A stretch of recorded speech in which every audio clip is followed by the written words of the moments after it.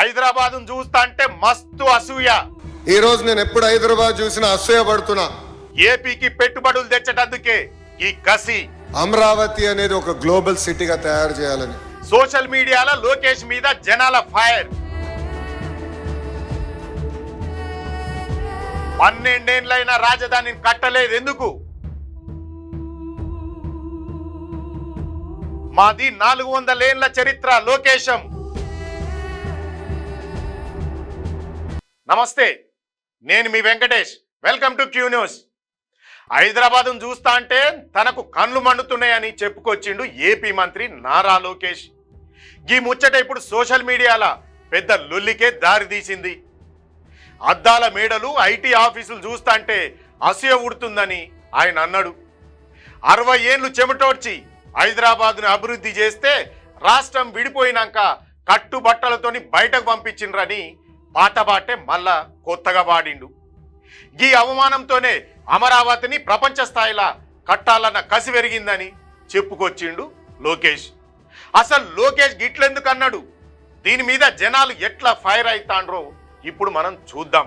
Amrit Bharat station పథకం కింద develop చేసిన మంగళగిరి రైల్వే స్టేషన్ను ప్రధాని మోదీ వర్చువల్ గా ప్రారంభించిన సందర్భంగా అక్కడ సభ నిర్వహించిండ్రు. అగు గా సభల మంత్రి లోకేశం ఈ నల్లికుట్ల మాటలు మాట్లాడిండు.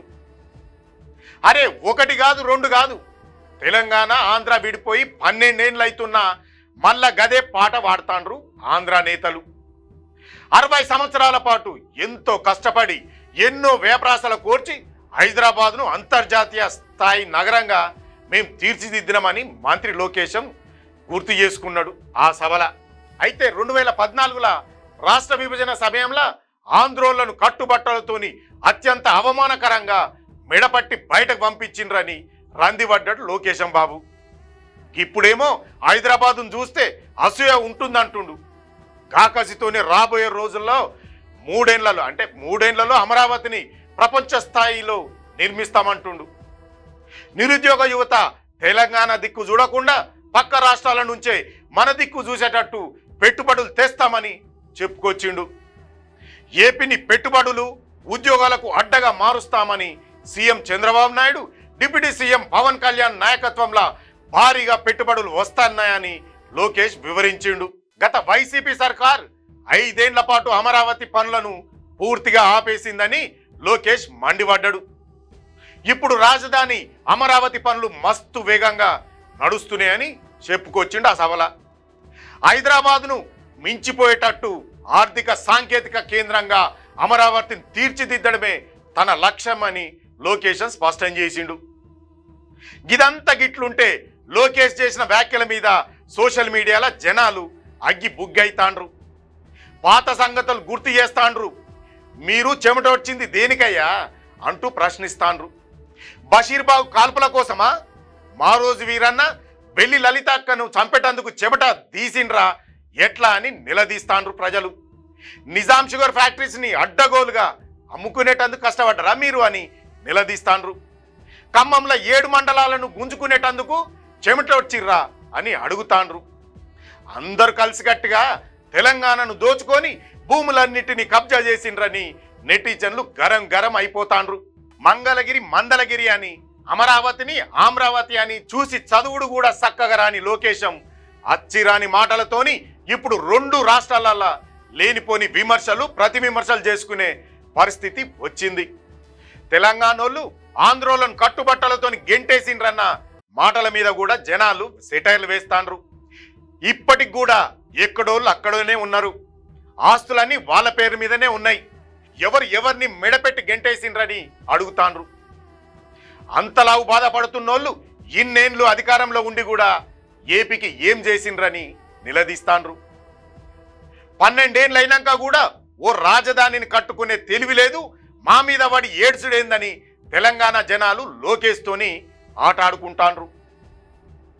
60 ఏళ్ళు కష్టపడ్డారని చెప్తున్నారు కదా, అంటే చంద్రబాబుకు 16 ఏళ్ల వయసులోనే హైదరాబాద్ వచ్చిండా? ఆ వయసులోనే నగరాన్ని అభివృద్ధి చేసిండా అని ఎద్దేవా చేస్తాండ్రు.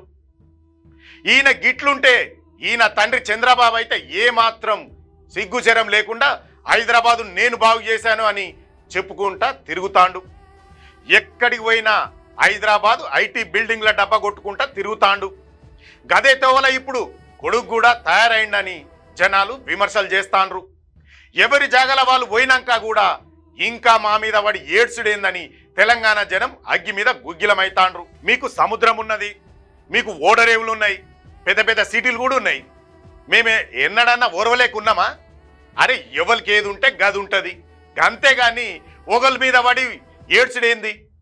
గింత అన్యాయం ఉంటుందా? ఏనన్నా ఏడాది వాయే, 2 ఏళ్ళు వాయే, 5 ఏళ్ళు వాయే, ఆఖరికి 12 ఏళ్ళు కూడా దాటబట్టే. ఇంకా గదే అలుగుడు, గదే గులుగుడు. ఇక మీరు మారరా? 60 సంవత్సరాలు చెమట తీసి హైదరాబాద్ను డెవలప్ చేసిండ్రా. 2014లో కట్టుబట్టలతో మెడబట్టి మిమ్మల్ని గెంటేసిండ్రా. ఇన్నేళ్ళు నాయనే అనుకుంటే ఇప్పుడు కొడుకు కూడా షురూ చేయబట్టే ఆట. ఏంది మా హైదరాబాద్ను మీరు డెవలప్ చేసిండ్రా? మా సిటీ కట్టింది మీరా? మాది 400 ఏళ్ల చరిత్ర లోకేశం. మాది 400 ఏళ్ల చరిత్ర లోకేశం. మద్రాసు నుండి వచ్చింది, మాతోటి కలిసింది మీరు. ఇషుంట రమ్మంటే ఇల్లంతా నాదే అన్నట్టు హైదరాబాదులో అడ్డా పెట్టి రాజకీయ పెత్తనం చేసింది మీరు. మమ్మల్ని తొక్కేసిండ్రు కాబట్టే తెలంగాణ రాష్ట్రం కావాలని లడాయి పుట్టింది. 60 ఏళ్ళు కొట్లాడి మేము తెలంగాణను తెచ్చుకున్నాం. కట్టుబట్టలతోటి వెళ్ళగొట్టుడేంది? మా హైదరాబాదులో ఉన్న మీ ఆస్తులు మాకేమైనా రాసిచ్చిండ్రా? మీ కంపెనీలను ఏమైనా మాకు ఇచ్చిపోయినరా? మీ బిజినెస్లు అప్పజెప్పిపోయినరా? అద్దాల బంగ్లాలు మీకే ఉండే, పట్నం అవతల ఫామ్ హౌజులు కూడా గట్లనే ఉండే. లీడర్లు వారానికి 2-3 రోజులు ఈడనే కదా ఉంటుండ్రు. అంతెందుకు, మొన్న మన సిటీకి మోదీ సార్ వస్తే ఈడున్న మీ ఇంటికే కదా పట్టుకపోయారు మీరు. హైదరాబాద్ అభివృద్ధిని చూసి ఓర్వజాలనోళ్ళు మీరు. ఇప్పుడు మీ ఆంధ్రాకు మంత్రి, మీ డాడీ ముఖ్యమంత్రి, ఇద్దరు ముంగటపడి అమరావతినే కడతారో ఇంకేమైనా కట్టుకుంటారో కట్టుకోండి. ముందైతే ఒక రాజధానిని తయారు చేసుకోండి.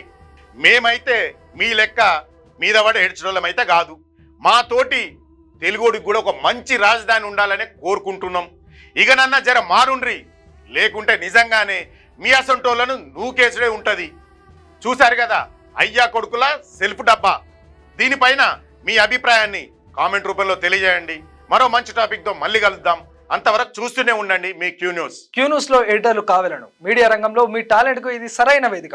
2 నుంచి 3 సంవత్సరాల అనుభవం ఉండి ఫోటోషాప్, ప్రీమియర్ ప్రో, ఆఫ్టర్ ఎఫెక్ట్స్లో నైపుణ్యం ఉన్నవారు కావాలను. ఫ్రెషర్స్ కూడా అవకాశాలున్నాయి. ఆసక్తి ఉన్నవారు వెంటనే సంప్రదించండి. 8143001981.